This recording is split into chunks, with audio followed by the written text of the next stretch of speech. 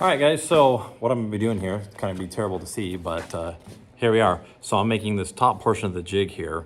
It's just a 1x4 sides, and then I'm gonna have two equal thicknesses of board running lengthwise down that sucker. I got a slit cut out right in the middle, which is gonna help me drop my router into it. And these are actually gonna have little sides built up on top of it. So there's nowhere for my router to go, but in the hole back and forth. And you'll be able to put whatever lumber you need down in here. So that's a slab. And then you just move your jig along the side and run it back and forth. You'll be able to plane down thickness because I don't have a planer wide enough to stick this in. So we'll see what happens. Anyways, here's my 1x1s here. I'm gonna start cutting. It's gonna mostly be at 64 inches wide or length on here because most tables are around 4 feet, 4.5 feet, and I would like it a bit oversized that way. I'm able to hit each edge of the table as we go along. So here we go. We'll start making this rack here.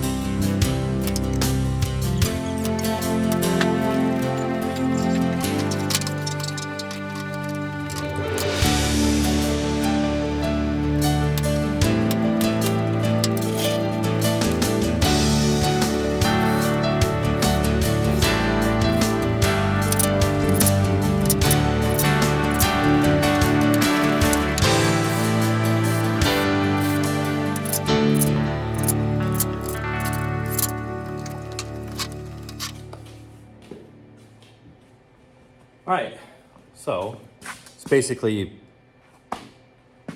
the frame here. It's pretty simple. It's gonna go right over the top. Now I just have to do the runners that are gonna be on either side of this thing, and it'll get set up on a nice level tabletop. Check for level on this, and if I have to do anything with this side to clean it up a bit, I can always drop this thing through the planer. So all I have to do now is put your bit in, put this over the top, and I'm able to run it, and then slide it over to the next section. That way I'm getting the same level all the way across. These pieces don't really matter too much if they're oversized, if they're too long, because they're overhanging. What really matters is the piece it's gonna be sitting on underneath. This is just to keep it from falling off, keep me from pushing the router all the way off. So it's pretty much it right there. Pretty simple. I will be making the rest of that in the next video there.